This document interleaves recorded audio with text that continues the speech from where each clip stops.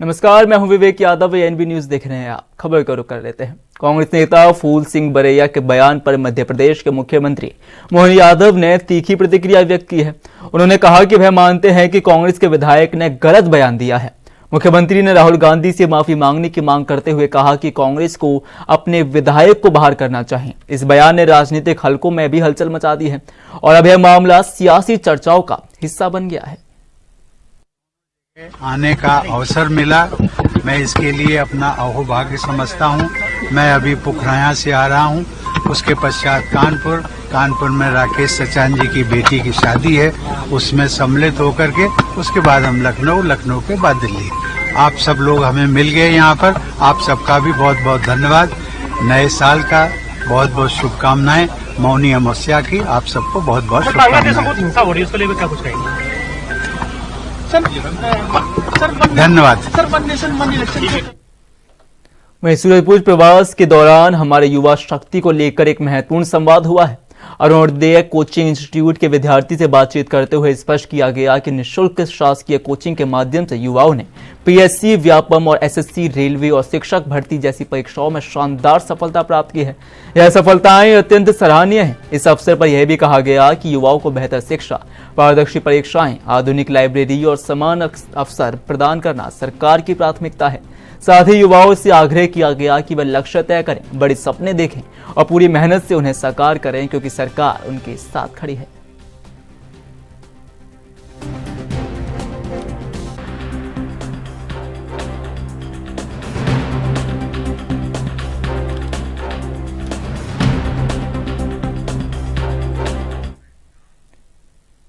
कांग्रेस नेता फूल सिंह बरैया के बयान पर मध्य प्रदेश के मुख्यमंत्री मोहन यादव ने तीखी प्रतिक्रिया व्यक्त की है। उन्होंने कहा कि वह मानते हैं कि कांग्रेस के विधायक ने गलत बयान दिया है। मुख्यमंत्री ने राहुल गांधी से माफी मांगने की मांग करते हुए कहा कि कांग्रेस को अपने विधायक को बाहर करना चाहिए। इस बयान ने राजनीतिक हलकों में अब हलचल मचा दी है और अब यह मामला सियासी चर्चाओं का हिस्सा बन गया है। उसी का परिणाम है कि वो सदैव माता बहनों की अपमान करते हैं, उनकी इज्जत पे हमेशा इस तरह की बात करते हैं और मैं मान के चलता हूं बहुत गंदी बात कांग्रेस के विधायक ने की है। राहुल गांधी जी को माफी मांगना चाहिए और उनके विधायक को बाहर करना चाहिए। वहीं छत्तीसगढ़ के मुख्यमंत्री विजय शर्मा ने पुष्टि की कि सुरक्षा बलों ने 4 नक्सलियों को मार गिराया है, जिनमें से एक प्रमुख नक्सली दिलीप बेड़जा है। ऐसे में दिलीप बेड़जा नेशनल पार्क इलाके में लंबे समय से सक्रिय था और उसे मुख्य धारा में लाने की कई कोशिशें की गई, लेकिन सुरक्षा बलों ने उसे मुठभेड़ में मार गिराया। और मुख्यमंत्री ने यह भी कहा कि अब नेशनल पार्क इलाका नक्सलियों से लगभग मुक्त हो गया है, जो सुरक्षा और शांति की दिशा में एक बड़ा कदम है। नक्सली न्यूट्रलाइज हुए हैं। एक बड़ा नाम है डीकेएसजेडसी का दिलीप बेड़जा, जो नेशनल पार्क एरिया में बड़े दिनों से सक्रिय था। बड़ी कोशिश भी थी, सबने कोशिश की थी कि पुनर्वास हो जाए। अंततोगत्वा आर्म्ड फोर्सेस के माध्यम से न्यूट्रलाइज हुआ है। अब नेशनल पार्क एरिया भी लगभग फ्री हो। भारत बनाम न्यूजीलैंड के बीच होलकर क्रिकेट स्टेडियम में खेले जाने वाले तीसरे वनडे मैच के दौरान व्यवस्थाओं पर एसीपी ट्रैफिक और सुरक्षा हिंदू सिंह ने बताया कि हमारे 1000 बल शहर की आंतरिक और बाहरी सुरक्षा में लगा हुआ है। ट्रैफिक जो व्यवस्था का बड़ा भाग है, उसमें हमने डायवर्जन प्लान किया है, पार्किंग तय की है। स्टेडियम की इनर व आउटर व्यवस्था में कुल 400 बल तैनात किए हैं। ऐसे में स्टेडियम के आसपास का फेरी वाला रोड है, वहां भी हमने ट्रैफिक डाइवर्ट किया है। हर पॉइंट की हमने इस तरह से मजबूत किया है कि कोई भी बिना पास वाला वाहन वहां नहीं आएगा। हमने कई महिला पेट्रोलिंग पार्टी भी शामिल की है, ताकि कोई बदमाश अंधेरे का फायदा उठाकर बदमाशी ना कर सके। सर, किस तरह की सुरक्षा व्यवस्था लगाई गई है? देखिए, शहर की आंतरिक और बाहरी जो सुरक्षा व्यवस्था है उसमें लगभग हमारे 1000 का बल लगा हुआ है। इसके अलावा ट्रैफिक जो बड़ा पार्ट है व्यवस्था का, उसमें हमने डाइवर्जन प्लान, पार्किंग, स्टेडियम की जो इनर व्यवस्था है, आउटर व्यवस्था, उस तरह से कुल मिला के हमने 400 का बल ट्रैफिक के पॉइंट ऑफ व्यू से डिप्लॉय किया हुआ है। जो हमारी स्टेडियम के आसपास की फेरी वाला जो रोड है, उस पर हमने पूरी तरह डाइवर्ट किया हुआ है ट्रैफिक, और हर पॉइंट को हमने इस तरह से मजबूत किया है कि वहाँ किसी प्रकार का बिना पास वाला कोई वाहन नहीं आ पाए।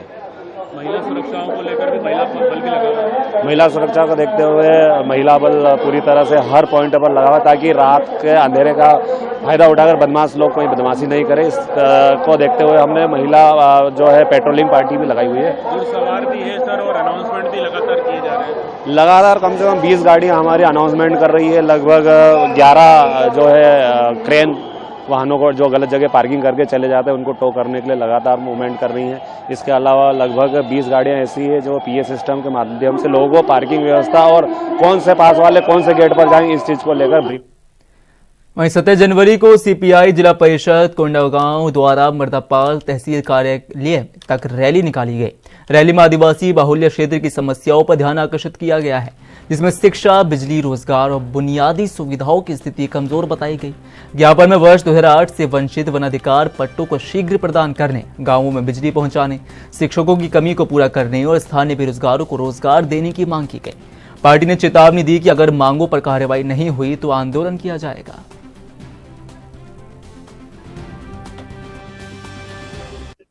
ये जो मर्दापाल क्षेत्र है ये अति संवेदनशील क्षेत्र रहा है और इसको वर्तमान में जो है कोंडागांव तहसील से अलग करके जो है नया तहसील बनाया गया है। और तहसील बनाने के बाद भी उस क्षेत्र में समस्याएं ज्यों की त्यों बनी हुई है और उन वहाँ की स्थानीय समस्याओं को लेकर हम लोग एक दिवसीय वहाँ धरना दिए और रैली निकाल कर जो है ज्ञापन सौंपे हैं। हमारी प्रमुख मांगे थी, जो स्थानीय क्षेत्र के लोग हैं, जो संवेदनशील क्षेत्र होने से उनके पास जो है 2005 से पहले का कोई दस्तावेज नहीं है और दस्तावेज नहीं होने से उनको वनाधिकार प्रपत्र प्राप्त नहीं हो पा रहा है। तो हमारी प्रमुख मांग है कि जो 2005 से पहले से जो वन भूमि पर काबिज हैं उनकी जांच करके जो उनको तत्काल वनाधिकार प्रपत्र प्रदान किया जाए। इसके अलावा दूसरा प्रमुख मांग था हमारा स्थानीय भर्ती को लेकर। अधिकतर अब देखने में आया है कि स्थानीय स्तर पर भर्ती नहीं हो रही है और बाहर के लोगों को जो है भर्ती किया जा रहा है, जिससे स्थानीय युवाओं को जो है रोजगार प्राप्त नहीं हो पा रहा है। इसके अलावा जो है स्थानीय स्तर पर जो खनिज खुदाई का कार्य है वो प्राइवेट कंपनियों को दिया जा रहा है और वो कंपनियां जो है खुदाई कर रही हैं और यहाँ के पर्यावरण को नुकसान पहुंचा रही है। तो हमारी मांग है कि स्थानीय स्तर पर जो है नवयुवकों की समिति बनाई जाए और उन समितियों के माध्यम से खुदाई की जाए और यह संभव न हो तो जो है राज्य खनिज निगम के माध्यम से जो है देखरेख में निजी सार्वजनिक क्षेत्र की जो कंपनियां हैं उनके माध्यम से खनिज खदानों की खुदाई की जाए। इसके अलावा जो है मर्दापाल क्षेत्र चूंकि अशिक्षित क्षेत्र है और वहाँ पर जो है चिटफंड कंपनियां काफी पैर पसार चुकी हैं और ग्रामीणों के साथ धोखेबाजी कर रही हैं।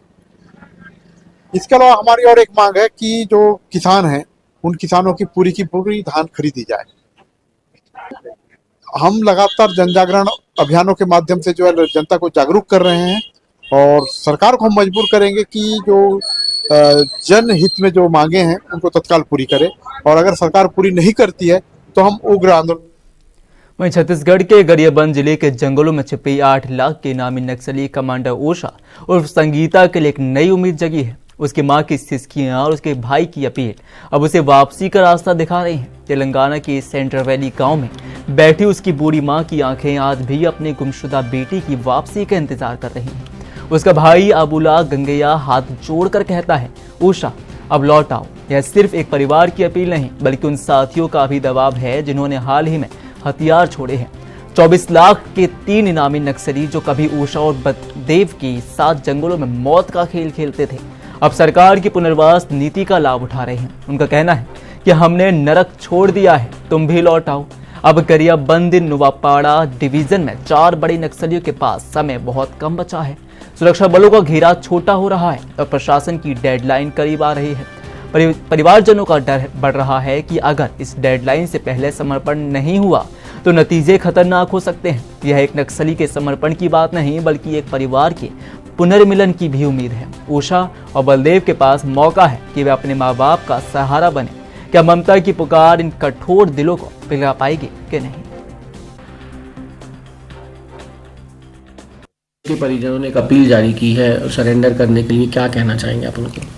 नहीं, वो जो अभी उषा दीदी के और बलदेव भैया के परिवार वाले, उसके पिताजी और माँ, बहन और उषा दीदी के पिताजी और माँ भैया ने अपील की है कि आप कहाँ भी हो जल्दी से जल्दी आप या तो उनके फोन नंबर पर संपर्क करो, नहीं तो कहीं भी थाना के अंदर कैंप के अंदर आके आप समर्पण कर दो और वो लेने के लिए आ जाएंगे। ये बोल रहे हैं, क्या कहना है आपका? मतलब वो लोग अपील किए हैं, बलदेव का परिवार भी, उषा का परिवार भी, वो लोग आना चाहिए। अभी पहले से सरेंडर कर रहे हैं और मरते हैं भी, तो लोग आने से ठीक है। मुखिया धारा में अभी पुनर्वास नीति के तहत शामिल हो जाने से वो लोग भी शांति से जी सकेंगे। परिजन है, उषा दीदी के परिजन है, उन्होंने सरेंडर करने की अपील की है दोनों से। आप लोग को भी लगभग 2 महीना हो गया सरेंडर किए, क्या बोलना चाहेंगे आप? मैं कहने का सर, अभी बलदेव हो, अंजू हो, ज्योति हो, उषा हो, अभी बाकी नीचे रहने वाले कैडर लोग हैं सर। हम तो बहुत, हम पहले से भी सरेंडर करने के बाद भी हम बहुत हम कोशिश भी किया, सिटी माध्यम से, पोस्टर माध्यम से, हम गाँव गाँव भी हम पहुँचाया, उसको वो लोग भी पढ़ चुके हैं सर। पढ़ने के बाद भी ये लोग नहीं मान रहे, नहीं आ रहे। मतलब अभी देखने से एडजर्सी से लेकर सीसी तक अभी पूरा नेतृत्वकारी पूरा मर चुके हैं। अभी नीचे कैडर लोग है, बचा हुआ है, लेकिन ये लोग अभी सरेंडर करो बोलने से लोग नहीं मान रहे। अब अगर एक मौका में ज्यादा से दुश्मन गश्त निकलेगा, एक